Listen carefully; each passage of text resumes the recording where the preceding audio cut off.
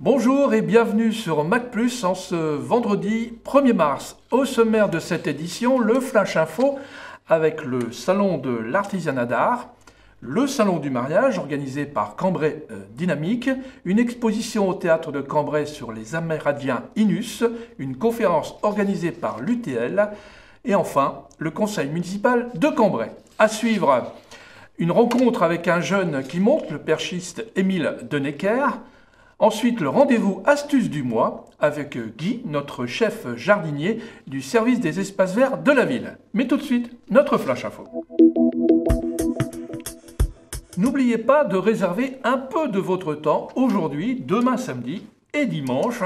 Le 16e Salon des métiers d'art vous ouvre en effet ses portes, salle de la manutention. 40 parmi les meilleurs créateurs et artisans du Cambrésis, mais aussi de la région, vous attendent pour vous faire découvrir leur art et la passion de leur métier. Ouvert de 10h à 19h, entrée 3 €. Ce week-end également aura lieu le Salon du Mariage organisé par l'Union commerciale Cambrai Dynamique. Le Salon Blanc et la salle des fêtes de l'Hôtel de Ville de Cambrai accueilleront stands, expositions, défilés de mode bien sûr, robes et costumes de mariage, lingerie encore ou coiffure et maquillage.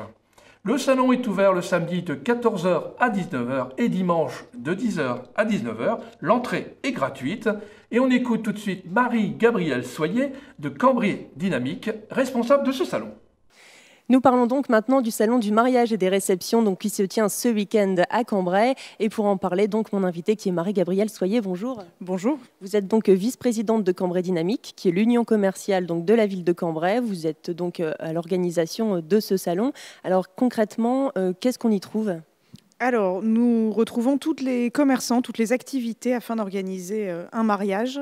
Nous n'avons que des locaux, donc des traiteurs, des bijoutiers, des fleuristes, évidemment des robes de mariée, des costumes de mariée également, des imprimeurs.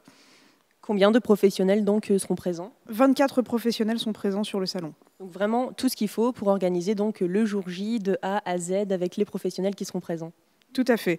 Nous présentons également des défilés le samedi et le dimanche. Donc 2 défilés le samedi après-midi à 15h et à 17h et le dimanche à 11h30, 15h et 17h.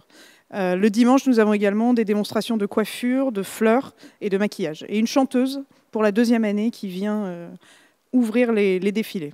Donc des défilés, j'imagine, forcément de robes de mariée, de costumes également pour hommes ? Oui, robes de mariée, costumes, le cortège et la lingerie. D'accord. Eh bien, merci beaucoup en tout cas et bon salon. Merci beaucoup. Et donc, on rappelle que le salon du mariage et des réceptions, c'est donc ce week-end à l'Hôtel de Ville de Cambrai, donc samedi et dimanche. Cambrésis et nos Québec et la ville de Cambrai organisent une exposition sur les Amérindiens Inus du samedi 2 mars au 13 avril prochain au Théâtre de Cambrai, chapelle Saint-Julien. Mac+ a rencontré le peintre lors de l'installation de son exposition et on l'écoute tout de suite.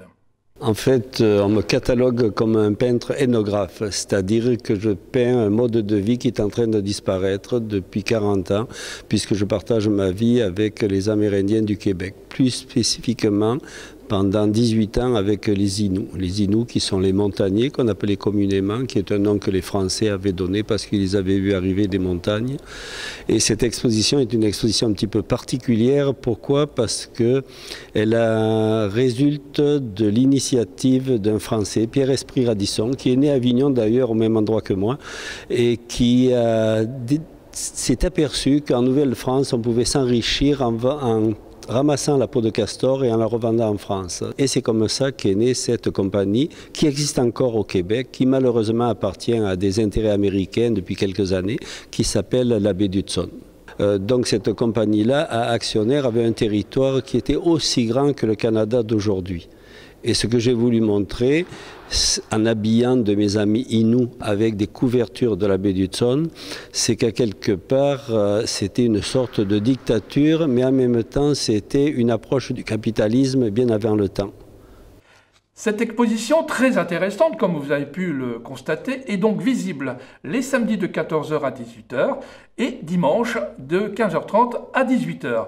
Pour les groupes et associations, visite les autres jours sur réservation. L'entrée est gratuite. Enfin, mardi 5 mars, l'Université du Temps Libre, l'UTL, organise une conférence sur le thème « 7 milliards d'êtres humains et après » par Michel Decroly, professeur à l'Université libre de Bruxelles.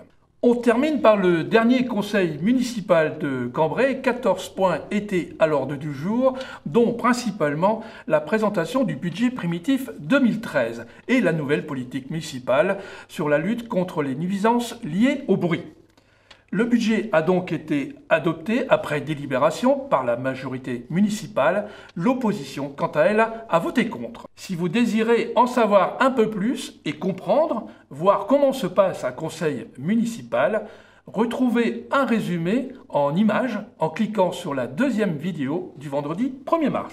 Voilà donc pour le Flash Info de la semaine, mais je laisse tout de suite le soin à Marine de présenter le sujet suivant.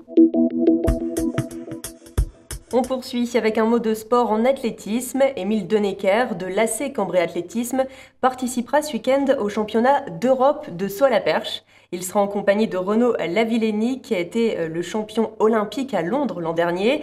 Jean-François l'a rencontré pour vous et c'est assurément un jeune qui monte, mais place aux images. Avec donc Émile Denecker, notre champion perchiste cambraisien. Donc Émile, vous avez été qualifié pour au championnat de France 4e. Vous êtes qualifié pour les championnats d'Europe élite en salle. Alors quelles premières impressions ? Tout d'abord, je suis forcément heureux d'être qualifié parmi les grands alors que je suis qu'espoir.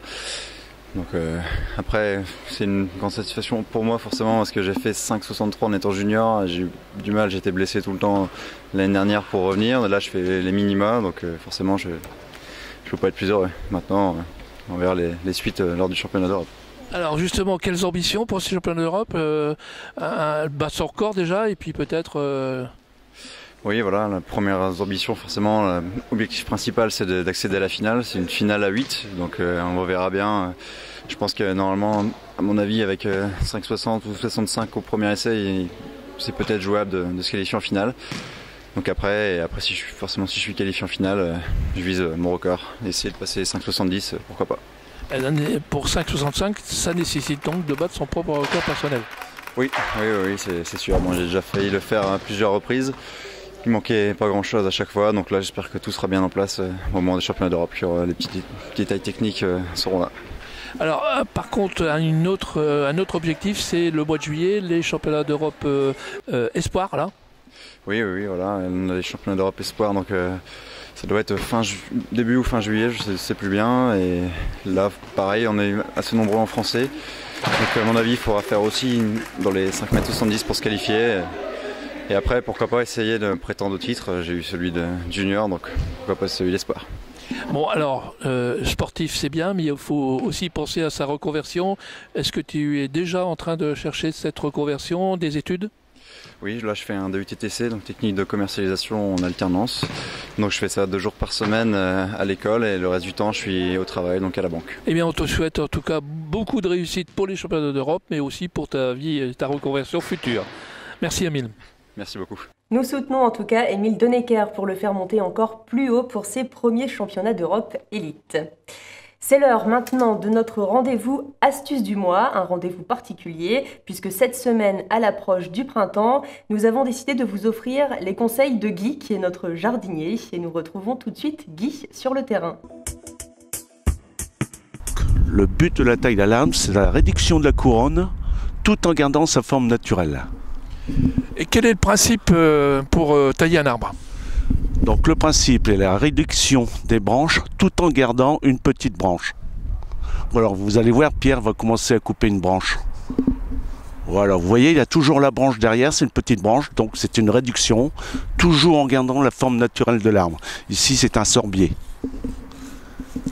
Alors ça c'est valable pour des arbres là en ville, mais dans les jardins, dans les maisons, les arbres fruitiers c'est également valable ? Oui, toutes les arbres fruitiers c'est valable. Bon, il y a des tailles qui sont beaucoup plus compliquées, mais si déjà vous faites ça au niveau des arbres fruitiers, vous aurez certainement des fruits. Mais chacun a aussi certainement des fleurs, notamment des rosiers. Est-ce que c'est la bonne période pour tailler les rosiers ? Oui, la bonne période est environ fin février, début mars jusqu'au 15 mars. Pourquoi? Tout l'hiver, nous avons eu des fortes gelées. Donc tout le haut des branches ont été gelés. Ça nous permettra de faire une réduction au niveau des branches. Par contre, si vous taillez vos rosiers, par exemple, au mois de novembre, les gelées, vous ne saurez jamais récupérer vos branches. Donc votre rosier sera perdu. Donc la taille du rosier, donc vous laissez, c'est en forme de gobelet. Donc vous évidez tout le centre, vous enlevez le bois mort, vous enlevez les branches rachétiques, c'est-à-dire toutes les petites branches, et vous gardez les branches sur l'extérieur. Donc suivant la force du rosier, vous allez garder 5 à 6 branches. Donc ici, vous allez voir, c'est des rosiers paysagers.